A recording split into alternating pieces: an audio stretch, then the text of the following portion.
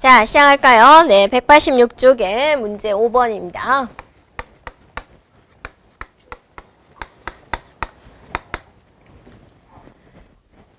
맞죠?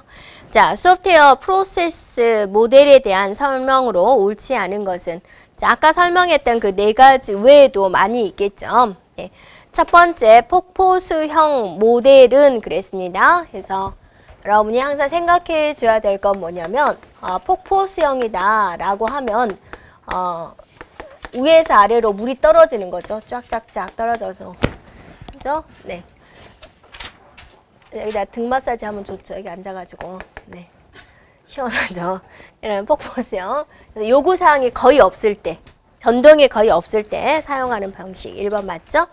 자, 2번에 컴포넌트 기반 모델이라고 있습니다. 예, 컴포넌트 기반 모델이다라는 것은 기존의 모델을 재사용할 수 있도록 만들어 놓은 것을 말을 하고 있고요. 나선형 모델은 어떠세요? 반복성이 있는 거죠. 근데 반복성을 포함하지 않는다 그랬으니까 얘가 틀린 거고요. V 모델이라고도 또 있는데 V 모델은 폭포수형 모델의 테스트와 검증 작업을 강조한 것을 V 모델이라고 한다라는 겁니다. 그래서 우리가 배운 것은 이제 대표적인 거 네 가지를 우리가 배운 거고 그 외에도 이제 이런 모델들이 있다라는 거고 또 새로운 것도 계속 만들어지고 있는데 자, 이제 얼마나 많은 사람들이 선택해서 쓰는가라는 겁니다. 다음에 문제 6번입니다. 문제 6번에서 말하는 것은 어떤 모델일까를 이제 여러분한테 판단을 하세요라는 건데 핵심적인 걸 우리가 찾아주면 되겠습니다. 자, 고객과의 의사소통이다 그랬습니다. 의사소통이 자주 이루어지고요. 또 C번에 보면 반복적인 작업을 수행을 한다. 그 다음에 비용이 많이 든다. 시간이 많이 든다. 이런 특징을 가진 게 무엇이겠냐라는 거죠. 자, 무엇이에요? 그죠? 나선형이죠.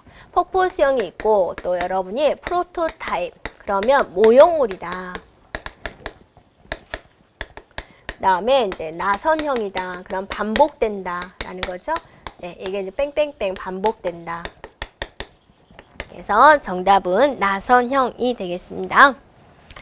자, 그 다음에 7번에서 나선형에 대해서 물어보고 있죠. 나선형으로 옳은 것은 2번이죠. 계획, 위험 분석, 핵심적인 위험 분석이 들어가고 개발, 고객 평가 되겠습니다. 네, 그 다음에 또 문제 8번에서도 이제 똑같은 내용에 대해서 핵심적인 걸 물어보고 있죠. 자, 폭포수형 모델은 그랬습니다. 개발 초기 단계 시범 소프트웨어를 만들어 아니죠. 시범은 아니죠. 시범은 하면 뭐예요? 프로토타입이 되는 거죠. 그 다음에 프로토타입은 모든 개발이 완료되고 나서 사용자 의견을 반영한다가 아니죠. 모형물 만들고 나서 네, 사용자 의견을 받는 거고 익스트림 프로그래밍은 그랬습니다. 익스트림 프로그래밍이라는 것은 뭐냐면 고객이 원하는 소프트웨어를 네, 이렇게 원하는 시간에 제공하는 것을 목적으로 하고 있는 거죠. 네, 그래서 여러분이 익스트림 프로그램은 저희 유학집에 그대로 나와 있을 겁니다. 유학집 141쪽 참조해주면 거기에 자세한 설명이 나와 있습니다. 네, 그래서 시시각각 변동이 심한 경우에 적합한 방법이 익스트림 방식이 됩니다. 네, 그래서 1970년대부터 널리 알려졌다는데 이렇게 오래되지 않았다 그거죠. 이렇게요. 여러분이 만약에 이제 소프트웨어 개발팀이다 생각을 해보세요. 고객이 원하는 요구사항에다 한 점 변동이 심한 경우 이렇게 다 대처를 해주면 어떠세요? 엄청나게 좀 성질이 나겠죠. 근데 이렇게 된 지 얼마 안 됐잖아요. 그래서 저희가 뭐 고객센터에서 친절하게 응대라든지 그런 것이 몇 년 전에는 어떠세요? 별로 안 됐죠. 네, 그래서 마찬가지로 익스트림 프로그래밍도 네, 그렇게 이렇게 오래되지 않았습니다. 그 다음에 나선형 모델은 위험 분석을 해나가면서 시스템을 개발을 한다. 맞는 말이죠? 네, 나선형 위험 분석. 그래서 맞는 건 4번이 되겠습니다.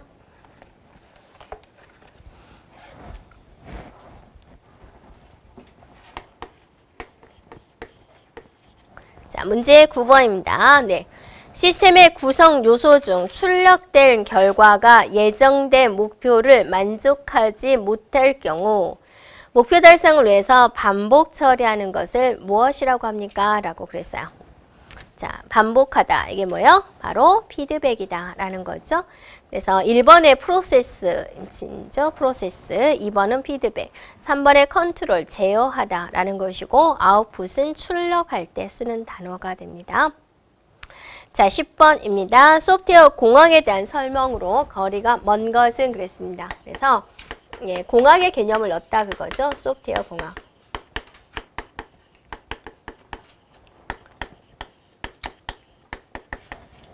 네.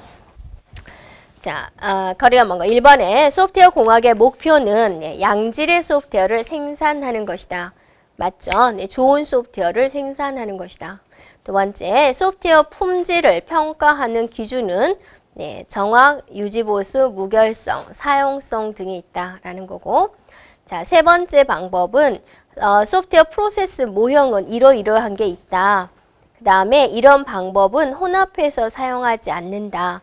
혼합해서 사용한다가 되는 거죠. 네. 자, 소프트웨어를 개발하는 동안 여러 작업을 자동화해주는 도구 뭐가 있어요? 케이스가 있습니다. 그래서 우리가 자동화 도구 케이스가 있다.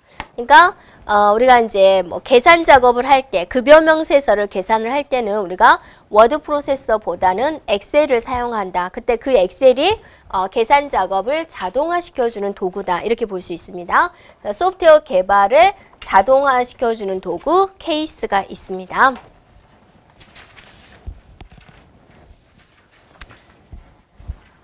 자, 이번에는 이제 문제가 어디로 들어가냐면 프로젝트 관리로 들어갑니다. 네. 자, 프로젝트가 이제 팀 프로젝트를 한다. 뭔가 이제 프로그램 개발을 하는 데 있어서 관리는 어떻게 해야 될 거냐라는 거죠. 그러면 크게 우리가 어떻게 나눠볼 수가 있어요? 네, 첫 번째, 일정을 어떻게 잡을 거냐. 일정 관리가 있겠죠. 네, 두 번째, 비용 예산을 어떤 식으로 할 거냐. 크게 이렇게 두 개 들어가고 이제 3번에 이제 또 들어가겠죠. 이렇게. 네. 그래서 순서대로 일정을 계산하는 방법, 두 번째 비용을 계산하는 방법 그렇게 나와 있습니다. 네. 그래서 여러분이 요약지 142쪽을 한번 참조하세요. 네.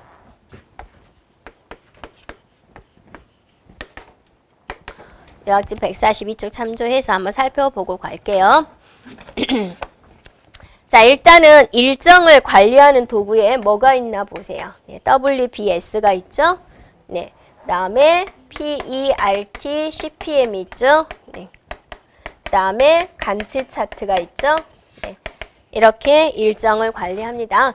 WBS는 일을 쪼개는 거죠. 계층형으로 트리 형태로 만들어 가는 겁니다. 큰 거를 잘게 쪼개다 보면은 이제 그 비용 일정이 나올 거고, PRT, CPM에서는 우리가 임계 경로, 최장 경로 그거 계산할 때 한번 살펴봤고요. 간트 차트는 이제 칠판에다가 작업 진도별로 통제하기 위해서 쓰는 방식이 있고요. 비용을 측정하는 방법은 이제 코코모, 코코모 기법, 그 다음에 LOC 기법 이러한 것들이 있었다라는 거고, 그 다음에 돌발 사항은 뭐가 일어날 수 있을까? 위험 분석, 그 다음에 품질 관리, 그 다음에 형상 관리 이런 것들이 이제 모두 이제 포함이 되겠다라는 겁니다. 그러면 우리가 이제 하나하나 살펴보도록 할게요. 네. 1번에 보면 다음 중 일정한 예측이 어려운 그랬습니다. 일정 수립하는 기법이 이런 것들이 있는데 딱 여러분이 이것도 예측이잖아요. 그러니까 이런 거죠. 여러분이 제가 오늘 책을 안 가져왔는데 오늘 몇 페이지까지 하실 거예요. 제가 거기까지 복사할게요. 그렇게 하는 거죠. 그럼 제가 어느 정도 몇 페이지까지 할 거예요. 예측을 해줄 수 있잖아요. 근데 그게 정확할 수도 있고 안 될 수도 있는 거예요. 그래서 딱딱 일정이 딱딱 끊어지는 경우가 있고 그 일정을 이제 좀 감을 못 잡은 경우가 있겠죠. 근데 얘는 정확한 일정이 예측이 어렵다라는 거죠. 네, 그럴 때는 어떤 기법을 사용하겠느냐라는 거예요. 그래서 여기서 바로 PERT 기법을 사용을 한다 그죠. 그래서 얘는 일정을 예측이 어려운 경우 얘는 일정이 어느 정도 예측이 정확한 일정이 나오는 것 구분할 수 있습니다. 네, 그래서 정답은 3번이 됩니다. 다음에 2번을 보면 프로젝트 관리를 위한 도구 및 기법이 아닌 것은 그랬죠. 네, 그래서 종류 이 자체를 물어보는 거죠. 일정을 계산하는 거, WBS, PERT, CPM, 간트 차트 이렇게 있다라는 거죠. 그래서 2번에 PERT가 있고 3번에 간트 차트가 있고 4번에 WBS가 있죠. 네, 이렇게. 그래서 아닌 것은 바로 1번 유즈 케이스 다이어그램이다. 유즈 케이스 다이어그램은 어디서 나오는 거예요? 저 뒤에 객체의 지향 모델링 언어가 되는 거죠. 네, 거기서 나오는 거죠.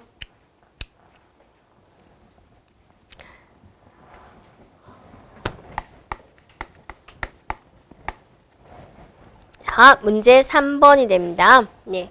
자, 소프트웨어 프로젝트 계획 단계에서 사용되는 방법이나 도구를 모두 고르시오 그랬습니다. 자, 계획을 세우는 거죠. 계획 세울 때는 어디에 되는 거죠? 일정, 얼마, 비용, 얼마 다 계획에 해당이 되는 거죠. 그래서 간트 도표, CPM, 예, 이거는 일정을 만들 때 쓰는 거죠.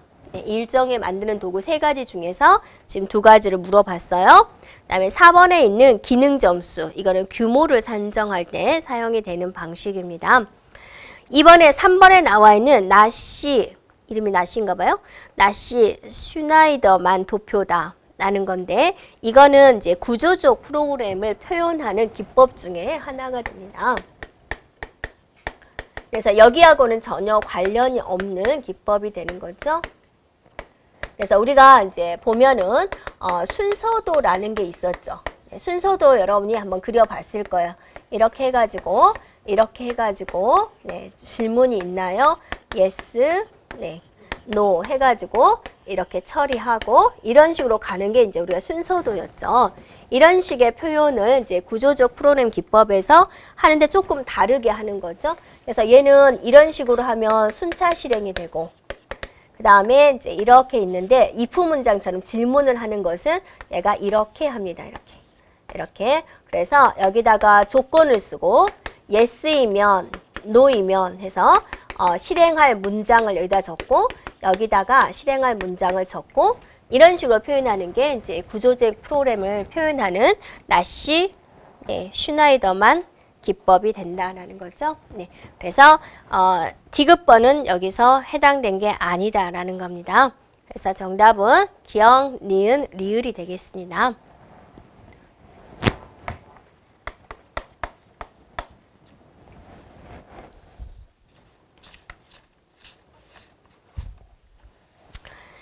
네, 그 다음에 이제 4번을 보겠습니다. 소요되는 기간을 이제 계산을 해야 되는데요.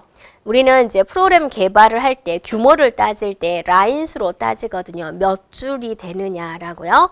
그래서 이 프로그램 개발을 하는데 어느 정도 라인 수가 나오냐면 5만이다. 그죠? 5만. 네. 자, 5만 라인 정도가 나온다라는 거예요.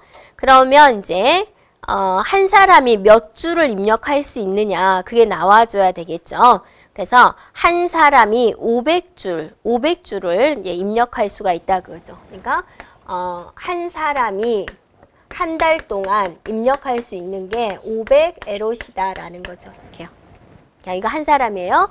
그런데 팀에 몇 사람이 붙었냐면 5사람이 붙었다라는 거죠. 네, 그러면 이 사람들이 한 달 동안 할 수 있는 것은 2,500라군요. 한 달이다. 그죠? 한 달. 근데 우리가 총 해야 될 게 이거니까 5만. 그죠? 나누기 2,500을 하면은 몇 달이 나오겠다라는 거죠. 그래서 이 소프트웨어 개발을 할 때는 몇 개월이 소요가 됩니다가 계산이 됩니다라는 거죠. 그래서 20개월이 소요가 됩니다. 네. 20개월 하면 여러분이 얼마요? 2년이죠, 2년. 이게 프로그램 하나 개발을 하는데 2년이 걸린다 그겁니다.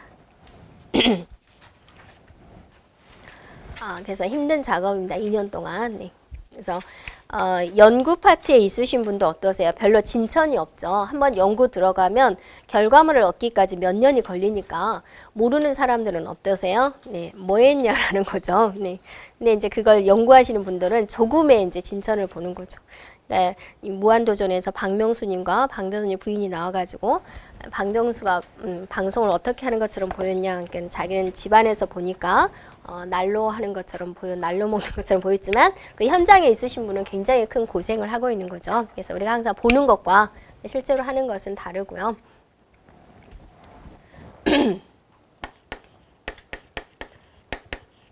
자, 문제 5번입니다. 네. 자, 소프트웨어 비용 산정입니다. 비용 산정 개발 유형으로서 자, 그렇게 종류가 있는데 우리가 비용을 산정하는 방법은 이제 이렇게 있다. 두 가지 방법이 있다라는 거죠. 자, 그래서 자, 요약지 144쪽을 한번 참조를 해 보세요. 네, 한번 들어가 볼게요. 네, 그러면 이제 코코모 모델을 보세요. 네, 비용 산정 기법인데 원시 프로그램의 규모에 의해서 예측하는 방법이 되는 거죠. 그래서 세 가지 방법이 있다라는 겁니다. 그래서 규모에 따라서 조직형이다. 그다음에 반분리형이다. 그다음에 내장형이다. 이렇게 이제 분리를 했다라는 거죠. 그래서 조직형이다라는 것은 5만 이하다라는 거죠. 5만. 반분리형은 30만. 그죠? 그 다음에 내장형은 30만 이상이다. 이렇게 분리를 하고 있다라는 겁니다. 그래서 단지 영어로 물어봤죠. 이렇게요. 네, 구분하는 것은 코코모 모델입니다. 그래서 정답은 2번이 되겠군요. 라는 거죠.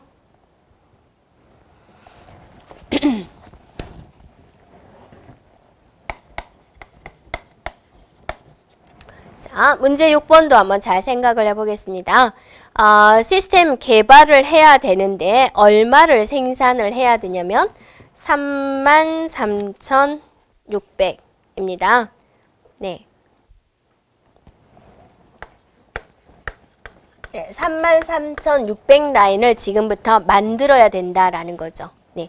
네, 그런데 과거에 한번 생산을 해본 경험이 있는데 한 사람이 한 달 동안 몇 줄을 만들 수가 있냐면 600줄을 만들 수가 있어요. 보통 이제 이게 나오죠. 얘는 한 사람이 한 달 동안에 500 라인이고 얘는 이제 한 사람이 한 달 동안 600 라인이니까 보통은 500에서 600 정도 나오겠군요. 라고 보는 거죠. 네. 그러면 이제 몇 명 필요하냐, 또 몇 개월 필요하냐라는 게 나오는데요. 지금 여기서는 이제 한 달로 잡는 거죠. 인원수를 물어봤으니까요. 그냥 한 달 안에 해결하겠다라는 거죠. 몇 달이라는 건 안 나왔으니까. 그럼 이제 얘를 나눠보는 거죠. 33600 나누기 1인당 600이니까 자, 나눠봤더니 얼마가 나왔어요? 그죠? 56명이 나왔다. 그래서 이 프로그램 개발을 할 때 한 달 안에 끝내려면은 56명이 붙어야 된다라는 거죠. 네, 그래서 56명이고 1인당 월급이 480만 원이다 라고 나왔네요. 네, 그러면 네, 비용이 나오겠죠. 네, 그래서 거기가 인건비죠. 소프트웨어는 인간의 머리로 하는 거기 때문에. 그래서 정답은 네, 3번이 되겠습니다. 56명에 그래서 그 가격이 산출이 되는 거죠.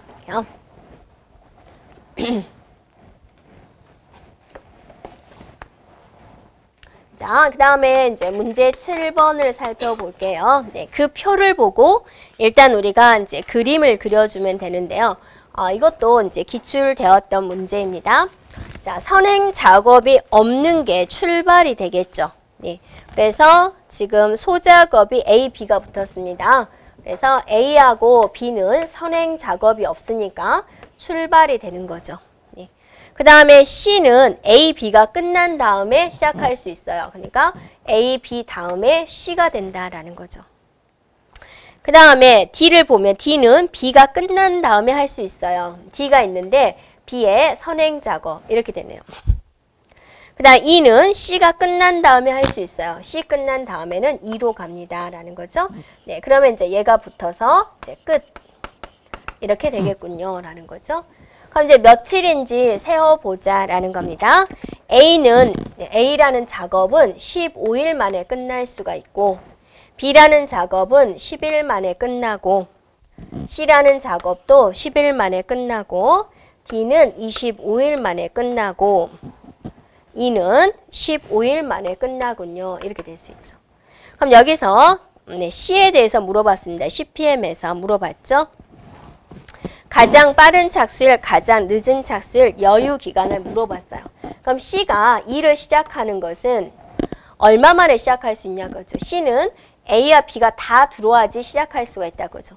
그래서 젓가락이라고 생각하시면 되세요. A가 오른쪽 젓가락 건네줬어요. B가 먼저 줬네요. B가 왼쪽 젓가락 건네줬어요. 근데 얘는 짜장면을 먹을 수가 없죠. 한쪽 젓가락 마저 와야 되죠. 못 먹고 기다리는 거죠. A가 15일 만에 넘겨줬어요. 젓가락 두 짝이 왔으니까 이제 시작을 할 수가 있죠. 그럼 C는 얼마 만에 먹을 수 있어요? 15일 만에 먹을 수가 있다 그거죠. 그래서 10일 만에 먹지 못한다 그거죠. 그래서 가장 빠른 착수일은 15일 만에, 또 가장 늦은 착수일도 15일 만에, 무조건 15일 만에 시작할 수밖에 없겠군요 라는 거죠.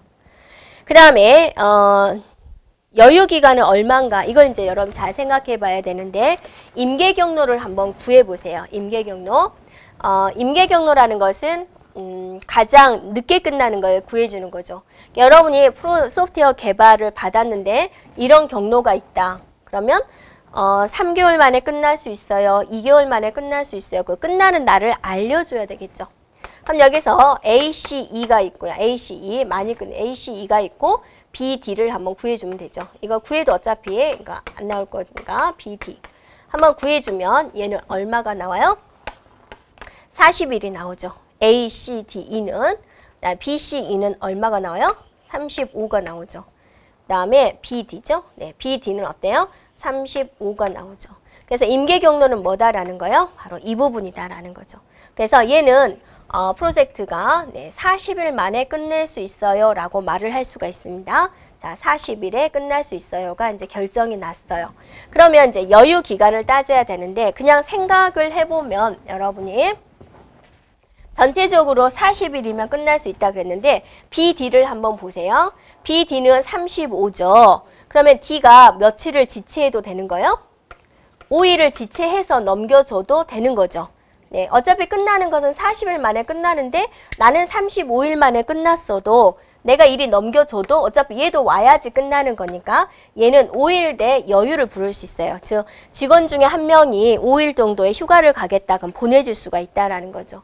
근데 얘는 어떠세요? 15일, 10일, 15일이니까 딱 40일이 딱 맞거든요. 이렇게. 그럼 얘네들 중에 한 명이라도 지체가 되면 40일에 완성을 못하는 거잖아요. 그러니까 얘는 여유 기간이 하나도 없다라는 거죠. 네, 그래서 임계 경로에 있는 것들은 임계 경로에 있던 것은 여유 기간이 없어요. 네, 그렇게 보면 되고요. 이게 좀 헷갈린다 그러면 여러분이 이렇게 생각을 해보세요. 이 일을 중심으로 여기서부터 빼보세요. 40일이 나왔어요. 40일에서 15일을 빼보세요. 이렇게. 예. 그럼 얼마 나와요? 25 나오나요? 그럼 좌측 여기까지 며칠 걸리나 따져보세요. 25일 걸리죠. 그러면 여기서 여유 기간은 없는 거예요. 차이가. 네. 그럼 얘를 한번 따져보세요. D를 중심으로. 자, 40에서 25를 빼면 얼마예요? 15가 되죠. 여기는 얼마 만에 넘어와요? 10일 만에 넘어오죠. 네, 얼마 차이가 생겼어요? 5일이죠. 그럼 얘는 5일의 여유가 있는 거예요. 이렇게 계산을 해보셔도 돼요. C를 한번 해볼까요? C. 자, 얘를 중심으로 15일, 25일, 40에서 15도 빼고 10도 빼보세요. 그러면 얼마예요? 15인가요? 15. 그럼 여기까지 넘어오면 얼마예요? 15죠. 그죠? 여유, 하나도 차이가 없죠. 그러니까 여유 기간이 없는 거예요. 이렇게. 네, 이렇게 생각해 보셔도 돼요. 그래서 7번의 답은 1번이 되겠다라는 겁니다. 네. 그 다음에 이제 8번이 되는 거죠.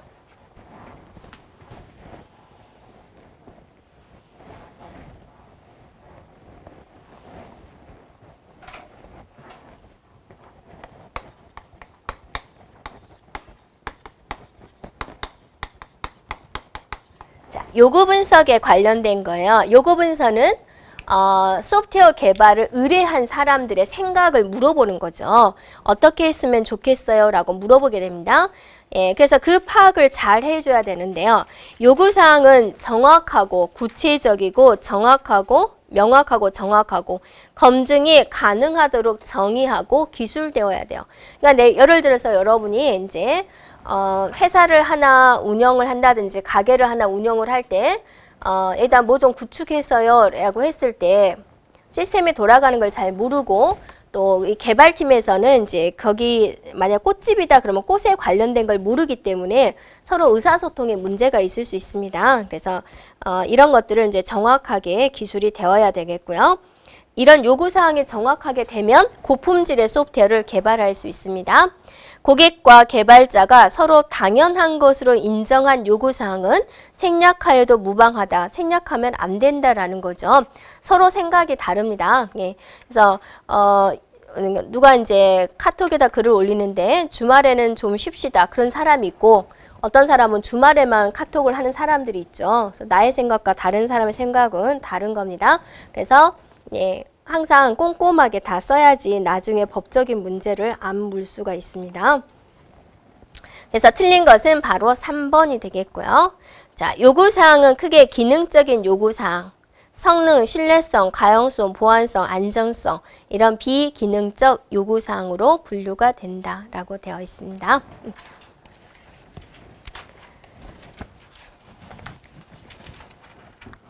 자, 이번에 시스템 분석 설계가 되겠습니다. 네, 문제 1번이 되겠죠.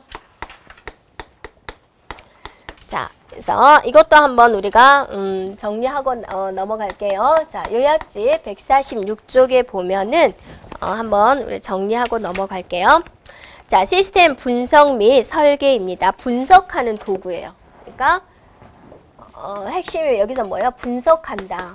사용자의 요구를 분석한다라는 거죠. 그래서 제일 먼저 뭐를 하게 되냐면 이제 그림을 그리게 되는 거죠. 이렇게 하면 좋겠죠라고 그림 그리는 도구다라고 보면 되세요.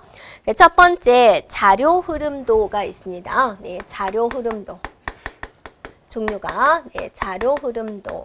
그래서 DFD다라고 하는 거죠. 그래서 그림 그리는 건데 여러분이 맘대로 그림을 그리면 안 되고 서로 소통이 되어야 되니까 정해진 걸로 그림을 그려줘야 되겠죠. 그래서 동그라미가 있고 예, 이런 게 있고 사각형이 있고 이런 게 있다라는 거죠. 그래서 동그라미는 뭐를 의미하냐면 프로세스다라고 정해져 놓은 거죠. 그 다음에 이거는 이제 저장소다. 라는 게 정해져 있는 거고 얘는 단말이에요 라고 정해져 있는 거고 얘는 흐름이에요 라고 정해져 있다라는 거죠. 이런 정해진 기호로서 표현하는 게 DFD가 되는 거죠. 네. 그 다음에 여기서 한 단계 더 발전을 해가지고 이제 자료 사전이다. 네.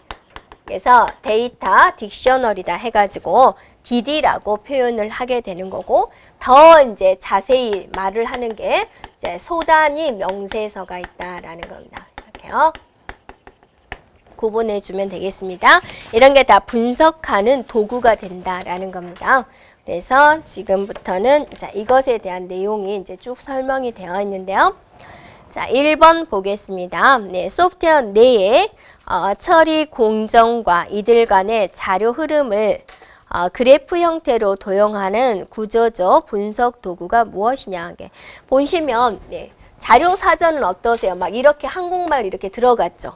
소단위 명세서는 어떠세요? 더 길죠. 한국말로. 네, 그래프, 그림으로 그려놓은 것은 바로 DFD, 자료 흐름도다라는 겁니다. 그래서 용어를 알고 있느냐라는 부분이 되고요. 다음에 이제 문제 2번을 보면은 이제 이거를 하고 나서 자료사전하고 소단위 명세서 가고 이런 순서대로 하는데요. 자, 다음 설명에 해당하는 것은 무엇일까입니다. 자, 세분화된 자료 흐름도에서 최하위 단계 프로세스의 처리 절차를 기술한 것이다. 작성 틀에는 서술되는 문장, 구조적인 언어, 의사결정나무, 의사결정표, 그래프 이런 것들을 포함을 하고 있다라는 겁니다. 자, 이런 게 무엇이냐라는 거죠. 네. 그러면 이제 여러분이 이제 들어본 거는 어떠세요? 뭐 있어요? 그죠? 3번에 있는 DD가 뭐예요? 데이터 딕셔너리, 자료 사전이 되는 거고, 그 다음에 2번에 미니스펙이 바로 소단위 명세서가 되는 거죠. 이렇게요.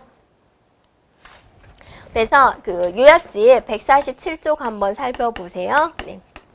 거기 하단에 한번 보세요. 소단위 명세서입니다. 종류에 뭐가 거기를 포함하고 있는 게 구조적인 언어. 거기 나와 있죠? 선우 조건문, 의사결정표 이런 식으로 표현을 하고 있다라는 겁니다. 네. 그래서 이거는 2번에 나와 있는 미니스펙, 소단위 명세서에 대한 내용이 되겠습니다. 자, 그 다음에 문제 3번 들어가 볼게요.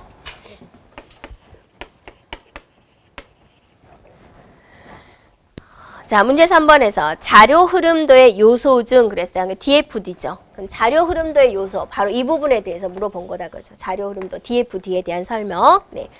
자, 그래서 이 중에서 1번에 프로세스 한번 그림 그려보시면 되세요. 프로세스 이거죠. 네. 2번에 데이터 스토어, 자료 저장소, 그죠? 이것이 되는 거고, 3번에 자료 흐름, 화살표 모양, 이게 되는 거죠. 4번에 단말, 네, 단말, 이런 사각형으로 표현하는 거죠. 이렇게 화살표, 사각형. 그러면 그 중에서 뭐냐라는 거죠. 네. 시스템에 처리되는 자료의 흐름이다 하고 나왔죠. 흐름. 네, 그 다음에 화살표로 표시한다 그랬습니다. 화살표. 네, 자료의 연관관계를 나타냅니다 그랬어요. 무엇에 대한 내용이에요? 화살표죠. 화살표 흐름. 네, 3번이 되겠습니다.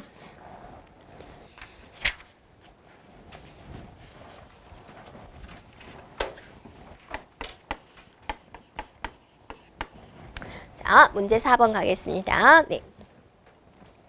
자, 이거는 여기서부터는 이제 뭐냐면 모듈에 대한 내용이죠. 네.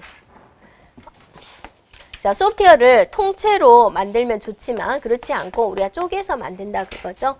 그래서 모듈과 모듈 사이에는 서로 독립성이 유지가 돼야 된다. 그래서 얼만큼의 이제 독립성을 유지하느냐, 그게 이제 바로 응고가 되는 거죠. 응집도. 응집도는 높아야 되고 네, 결합도는 낮아야 된다라는 내용이 이제 계속해서 나오게 되겠죠. 응집도는 높아야 되고 결합도는 낮아야 된다. 그래서 프로그램을 이게 하나의 프로그램이다. 그럼 이제 쪼개서 이렇게 관리를 할 텐데, 네, 그래서 이 모듈과 이 모듈은 네, 서로 관련이 없는 게 좋은 거고, 모듈 내부에서는 서로 관계성이 돈독해 주는 게 좋겠다.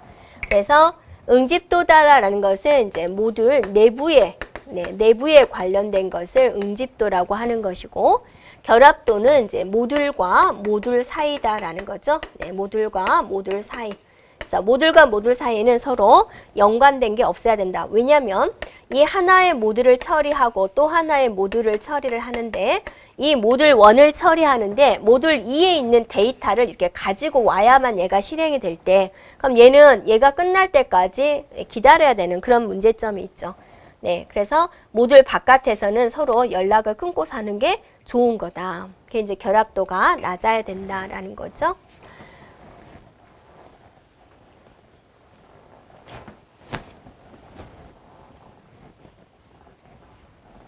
자, 그래서 그것에 대해서 한번 우리가 정리를 한번 해볼게요. 그래서 요약지 148쪽 한번 참조해 보세요. 자, 148쪽 한번 참조해 보면 여러분이 이제 여기서 결합도의 종류, 응집도의 종류가 나와 있죠. 그래서 응고라는 것은 이제 우리가 알고 있다 그거죠. 사람들이 다 응고라는 것을 많이 알고 있으니까 여러분이 이제 애우기 싫어하는 거, 결합도의 종류와 그것에 대한 세세한 설명에 대해서 출제가 되고 있고, 또 응집도에 대한 종류와 응집도에 대한 세세한 설명에 대해서 출제가 되고 있습니다. 그래서 일단은 그 순서를 알아야 되겠죠. 네, 결합도, 가 제일 약한 게 좋은 거다 그랬죠? 그래서 그 순서 낮은 거부터 높은 순서 알고 있으면 되겠고 핵심적인 것도 알고 있으면 되겠습니다. 그래서 밑에서부터 한번 볼까요? 데이터 결합도란 무엇이냐라는 거죠. 모듈 간의 인터페이스가 자료 요소로만 해당된 자료 요소로만 이루어진 거다. 스탬프 결합도는 어떤 것이냐라는 겁니다. 자료 구조가 전달될 때의 결합도다. 그 다음에 제어 결합도다. 제어 요소가 전달될 때다. 외부 결합도다라는 것입니다. 외부로 선언한 데이터를 다른 모듈에서 참조할 때 외부로 선언한 데이터. 공통 결합도다. 공통 자료 영역을 사용할 때. 내용 결합도입니다. 다른 모듈의 내용을 참조하는 것이다. 그래서 이 중에서 가장 안 좋은 게 뭐예요? 내용 결합도다 그죠. 다른 모듈에 있는 내용을 참조한다 그죠. 안 좋은 거잖아요. 그렇게 해주면 되고. 자, 응집도의 종류, 응고입니다. 기능적 응집도가 가장 좋은 거죠. 그래서 기능적 응집도다라는 것은 이제 모듈 내부의 모든 요소들이 단일 문제다 그죠. 단일 문제. 한 가지 문제, 자기 모듈에서만 처리해야 되는 문제다.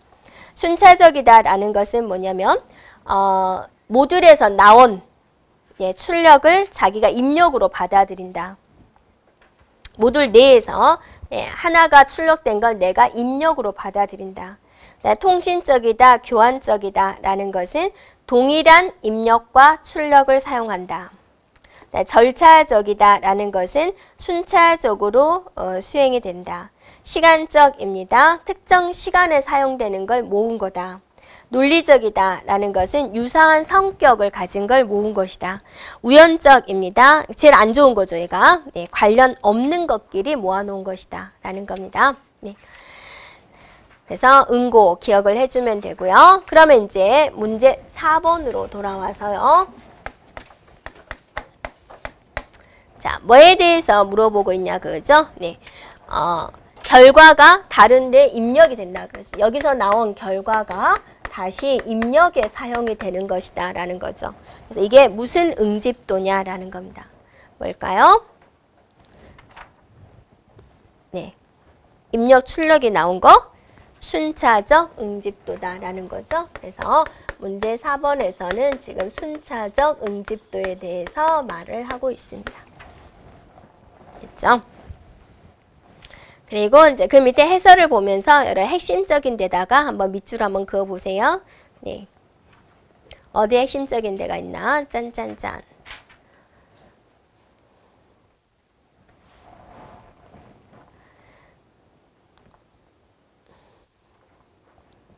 자, 그 다음에 이제 문제 5번입니다.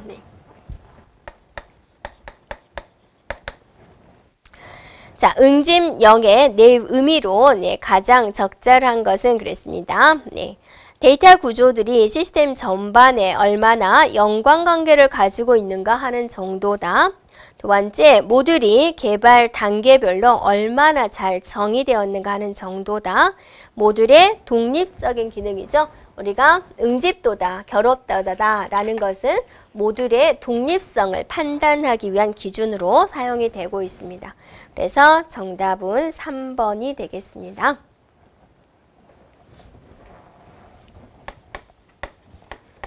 자, 문제 6번에서도 지금 뭐에 대해서 질문을 하고 있냐면 응집도에 관해서 질문을 하고 있죠.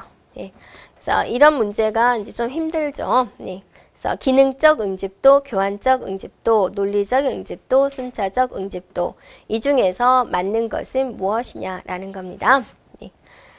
무엇일까요? 바로 이제 2번이 되는데요. 교환적 응집도다. 동일한 입력과 출력을 갖는 거다라는 겁니다.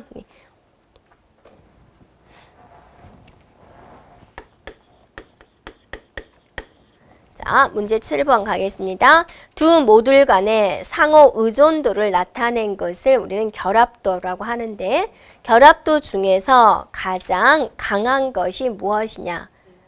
내용 결합도다라는 거죠. 단순한 걸 물어보는 거죠.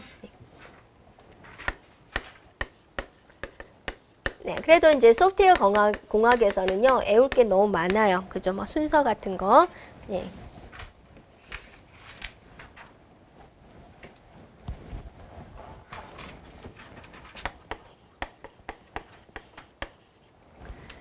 문제 8번입니다. 네. 자, 모듈의 결합도와 응집도, 응집력에 대한 설명으로 옳은 것은 그랬습니다. 옳은 것. 네. 자, 결합도란 모듈 간의 네, 상호 의존을 정도를 의미하는 것이다. 맞죠?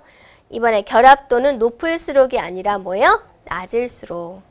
응집력은 높을수록. 한번 고쳐보세요. 네. 자, 여러 모듈이 공동 자료 영역을 사용한, 공동인 자료를 사용한다. 그럼 무슨 결합이라 그래요? 공동 결합도다. 공통 결합도다. 가장 이상적인 응집도 중에서 가장 강한 것은 무엇이에요? 기능적 응집도가 되는 거죠. 예, 그래서 맞는 것은 1번이 되겠습니다.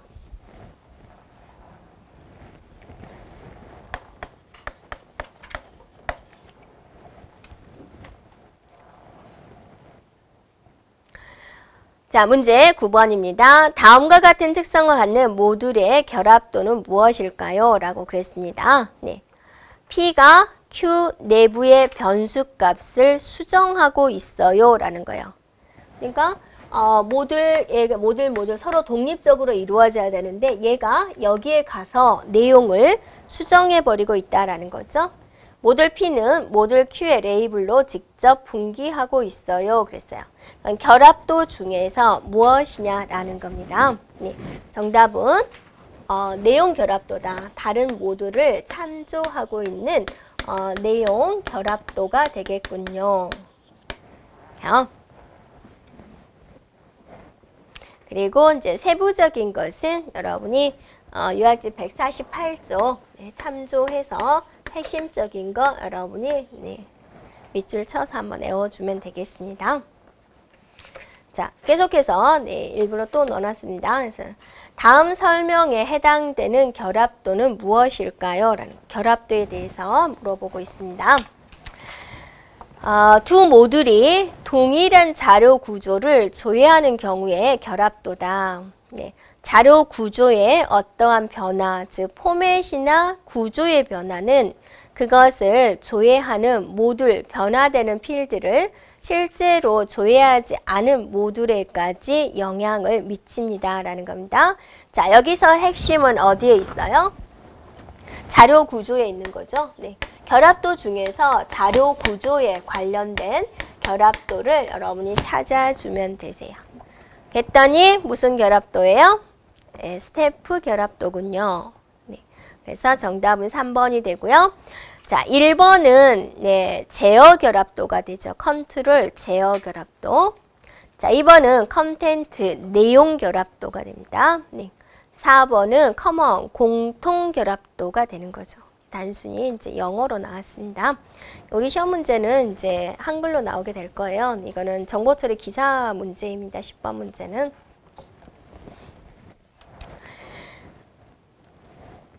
네, 정보처리 기사도 있고 산업기사도 있죠. 두 개의 차이점 무엇일까요? 누가 얼마나 영어가 나오냐 그거죠. 네, 기사는 전문 용어로 이렇게 모르는 영어를 많이 넣어놓더라고요. 네. 자, 11번입니다. 효과적인 모듈 설계를 위한 유의사항으로 옳지 않은 것은 무엇일까요? 그랬습니다. 예, 모듈을 기능을 예측할 수 있도록 정의를 한다.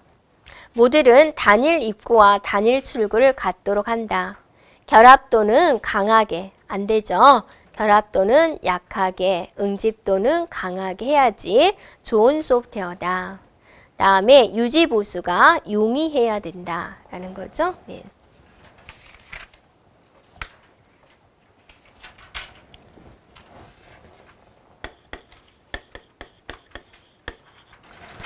자, 문제 12번입니다. 화이트박스 시험 기법에 해당하는 것은, 그러니까 우리가 이제 소프트웨어 개발을 다 했어요. 개발을 다 한다면 이제 뭐 해줘야 돼요? 테스트를 해줘야죠. 그래서 이 소프트웨어가 잘 만들어졌느냐, 전문가의 입장도 들어봐 줘야 되겠고, 한치의 오차도 없이, 단 1%의 오류도 없이 나오게 해줘야 되겠죠. 그래서 테스트하는 방법의 종류가 많이 있다라는 거죠. 네, 한번 짚고 넘어갈까요? 네, 요약집 150쪽을 한번 보세요. 네. 그래서 소프트웨어 테스트 종류가 이렇게 나와 있죠. 네. 그래서 잘 만들었다고 생각을 하지만 남이 보면 또 오류가 발생이 될 수가 있죠. 그래서 크게 화이트 테스트 방식이 있고 블랙 박스 테스트 방식이 있다 그거죠. 그래서 화이트 박스는 내부의 구조를 보는 거죠. 내부가 어떻게 돌아가고 있는지. 블랙 박스 테스트는 내부는 보지 않고 기능적으로 잘 되는지 이런 것들을 이제 살펴본다 거죠.